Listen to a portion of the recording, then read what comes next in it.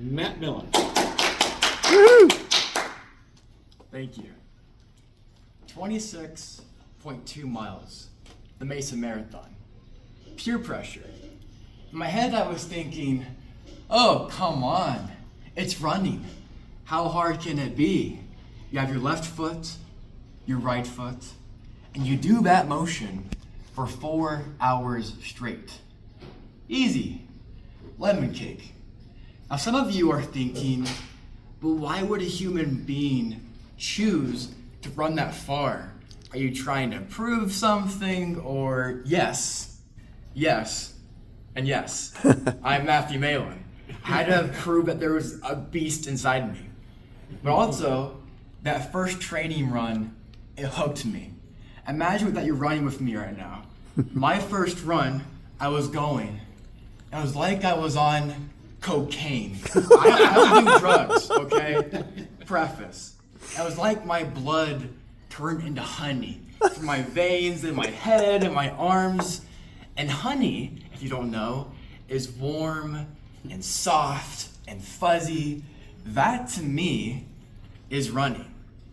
And cherry on top is you can people watch, bird watch, see a bunch of random stuff while you're running.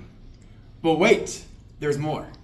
You can go from being Batman to white girl music to David Goggins back to white girl music. It's fantastic. But running has a way of bringing you up and then humbling you and dragging you back down to earth. Back in December, I told all my friends that I would run 16 miles on a Saturday. So I was running, and at first, it was cloud 9.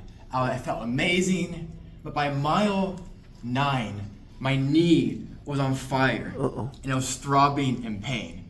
But I thought, we're just gonna push through this and do it anyway. So I keep on going. By mile 16 or 13, it's like somebody had a dagger and they stabbed me over and over and over again. So at this point, I'm limping, I can barely walk, and my stomach is cramping too. So I'm like a little dance here, trying to just keep on going.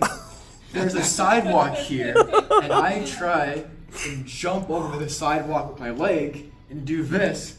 My leg trails over and I biff it on the ground. And my knee lands on there. There's blood now everywhere.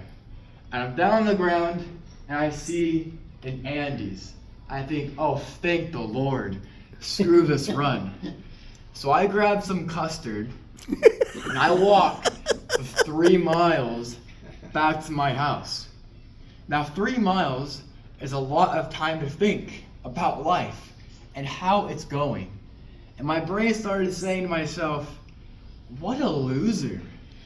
What kind of runner walks back to their house mid-run? I mean, you in a marathon, there's actually no way that's possible. If your friends knew about this, they would probably disown you. And I'm not the kind of guy to cry too often. I was like, maybe my head's right. I mean, marathon? What am I actually thinking here? So that day, I quit the marathon, thought, we're done with the whole running thing. That was a good, little phase of my life. But then I thought, but your mom, she was so excited for you on this bandwagon of changing your life and health, and you can do it. I couldn't be the one to tell her, hey, by the way, those plans are all gone now. So I had to find a way to make this work. So I grabbed some paper and I wrote, I, Matthew Malin, promise to run the Mesa Marathon. I framed that in my room. I saw that bad boy every single day.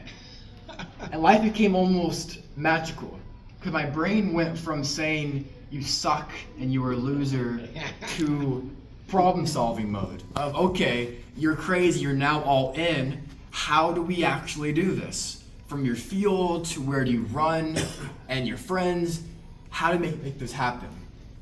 Now, was the marathon still tough? You bet. with my knee shredded the entire time. Yeah, they had a grandma that was at least 70 years old with a full head of white hair pass me by. Maybe. Can't prove that, but she probably did.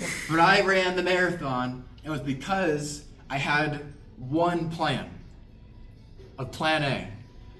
A lot of us, we have all of our goals, and they're nice goals, but we also have our plan Bs, Cs, Ds, even E's. We have our lifeboats and escape routes. We have all these ways to jump away from our goals. But as human beings, we don't get our shoulds in life, we get our musts. And when you demand something from the universe, you will find a way, or you will make a way, to make your plan A a reality.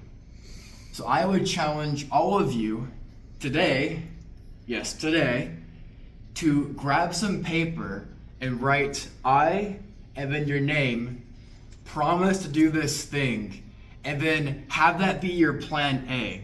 There's no other escape routes or plan Bs or plan Cs. And I promise, as you do that, your life will change. Thank you.